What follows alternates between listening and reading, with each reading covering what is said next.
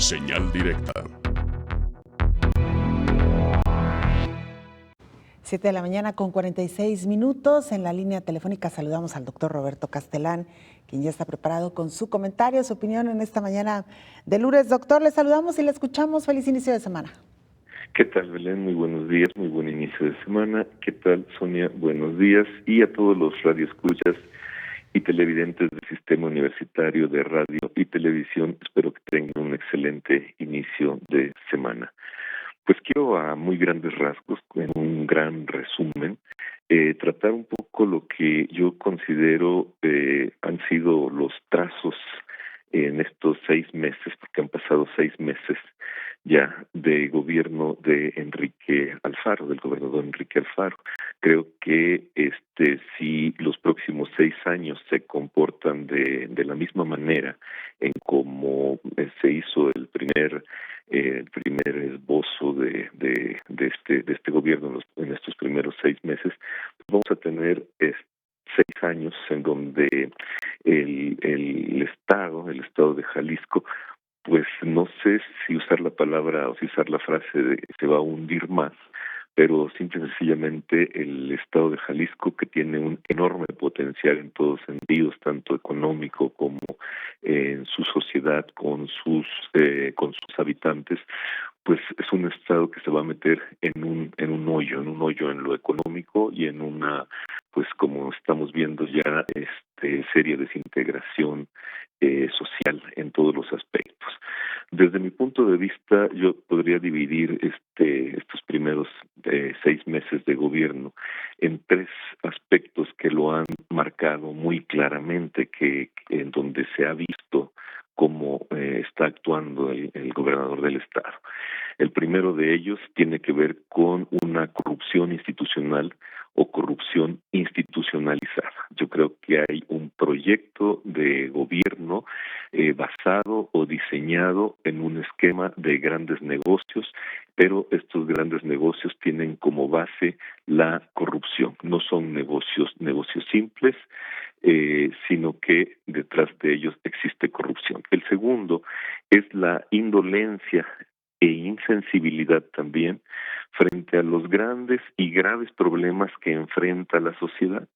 Sobre todo, me referiría a los desaparecidos y a los feminicidios, pero también es muy importante la seguridad del día a día, la de los llamados robos patrimoniales, la de las agresiones que siempre está sufriendo el transeúnte, el que va en un camión, el que va a su casa en la noche o que no puede desplazarse sencillamente a altas horas de la noche. Yo creo que hay ahí en el trato de estos problemas que son muy graves, muy serios, porque tienen que ver directamente con el corazón de la sociedad, pues hay sencillamente una indolencia y sobre todo una insensibilidad para gobernar en ese sentido. El tercero es una narrativa que quién sabe con qué intenciones, quién sabe para qué, cuál sea el objetivo, pero es una narrativa que pretende engañar a la realidad con la viejísima frase es entre ellos. Todo lo que sucede con los que se llaman crímenes de impacto, de gran impacto, pues para el gobierno simple y sencillamente es un asunto que tienen que arreglar los grupos de criminales. Bueno, en el primer tema, que es la corrupción institucionalizada, yo no estoy hablando de una corrupción simple como la conocemos del ciudadano que da dinero al tránsito, tampoco estoy hablando de una corrupción generalizada, que es decir, donde uno separe hay actos de corrupción, sino una corrupción institucionalizada, que quiere decir que está dándose desde el gobierno, desde el mismo gobierno como una forma de gobernar.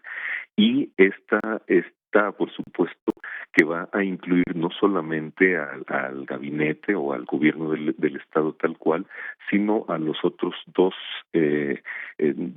sistemas de gobierno, que es a los otros dos que es el legislativo, a los otros dos poderes, que es el legislativo y el judicial, también entran dentro de este esquema de institucionalización, de corrupción institucionalizada. Por ejemplo, los cambios de uso los cambios de uso de suelo es parte de ese tipo de corrupción institucionalizada, ¿no? Entre otras cosas. Y también, pues, la inacción, la falta de proyectos, la falta de propuestas, sencillamente, de los sistemas anticorrupción y de la fiscalía anticorrupción también. Yo creo que la corrupción institucionalizada en este caso se disfraza como grandes proyectos institucionales precisamente impulsados a partir del gobierno del Estado, pero en donde todos los aparatos de gobierno de los tres niveles de gobierno están como en un acuerdo, como a través de redes, para que esta corrupción sea como el motor de cualquier acto que emprenda el gobierno del Estado. Si nosotros nos damos cuenta, tanto la tala inmoderada de bosques como la tala también de grandes bosques para plantar magueyes, como muchas otras acciones, la famosa a toda máquina, Chalacatepec, pues obviamente son grandes acciones de corrupción institucionalizada presentados como grandes proyectos de gobierno, sencillamente. Lo que hay que tener muchísimo cuidado es que frente a cualquier acto de corrupción, por más simple que sea, es una puerta abierta, es una invitación al crimen organizado. En donde hay una corrupción, el crimen organizado ve un nicho de oportunidad. ¿Por qué? Porque simple y sencillamente en la corrupción corre dinero por debajo del agua. O sea, cuando hay una licitación amañada, una licitación enfocada hacia que algunos sean los que van a obtener beneficios, por supuesto que el crimen organizado, y los vamos a poner así hasta entre paréntesis, a lo mejor hasta con justa razón, va a decir, bueno, si están haciendo un acto ilegal, pues a mí también me toca, porque ese justamente es mi mercado, ese es mi nicho, el acto ilegal. Por eso es muy peligrosa también la corrupción institucionalizada, porque mientras más afianzada esté, mientras no se persiga, mientras el sistema estatal anticorrupción, mientras la Fiscalía Anticorrupción cierren los ojos y les den vueltas por ahí a otros temas menores, junto con esta corrupción institucionalizada, crecen también las acciones y se fortalece el crimen organizado. Lo otro es la frivolidad o la indolencia e insensibilidad en la toma de decisiones frente a estos gravísimos problemas sociales que son como ejes, como columna vertebral para la buena o sana convivencia de toda la sociedad. Simple y sencillamente, por ejemplo, la forma o el trato que le ha dado a las mujeres y el feminicidio, pues nos demuestra una falta de sensibilidad frente a estas heridas profundas que tiene la sociedad de Jalisco. Parece que estas heridas profundas no se ven como tales, se ven de una manera muy superficiales y total, si son asesinadas mujeres, pues es porque a lo mejor andaban en un mal lugar, hicieron molestar a su marido, algo sucede, pero al final de cuentas volvemos a la misma a las mismas frases de entre ellos o por algo sucede. No se está contemplando esto como un problema muy serio, social, profundo, que nos incumbe absolutamente a todos, desde la educación primaria, porque hay que educar para que esto no suceda, hasta el último macho, es decir, lo que haya en Jalisco. Es un problema con el que se tiene que trabajar a profundidad, con el que se tiene que trabajar sin superficialidades de ningún tipo, sin frivolidades. Esto es muy difícil pedírselo al gobierno del Estado. Por ejemplo, eso de decir que las mujeres no son un grupo vulnerable, pues es minimizar, es tratar de restarle importancia a un tema tan sensible como estos. El otro, por supuesto, es el de los desaparecidos. Yo creo que la Fiscalía de Desaparecidos no ha cumplido o no ha hecho lo que tiene que hacer, y por otro lado, el gobierno del estado no lo ha tomado como un tema central, como un tema clave, básico, fundamental dentro de sus funciones de gobierno. Lo ha pasado al tema de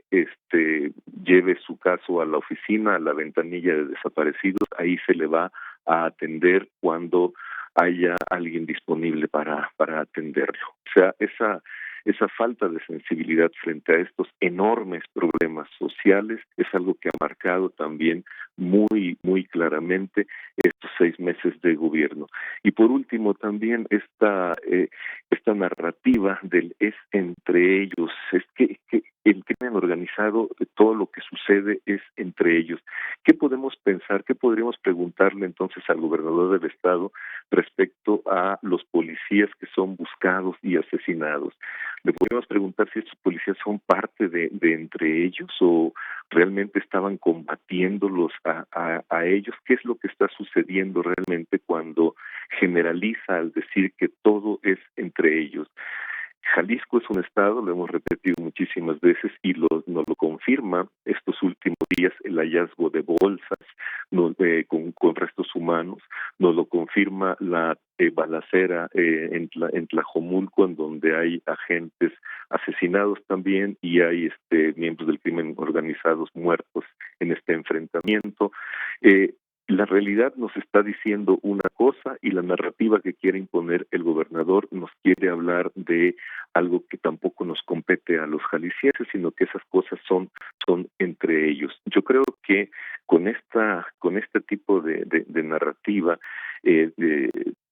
que pretende ocultar las fosas clandestinas, las casas de retención de personas secuestradas, que al mismo tiempo también son en donde guardan una gran cantidad de armamentos, pues este tipo de narrativa pretende ocultar esa realidad. ¿Con qué fin?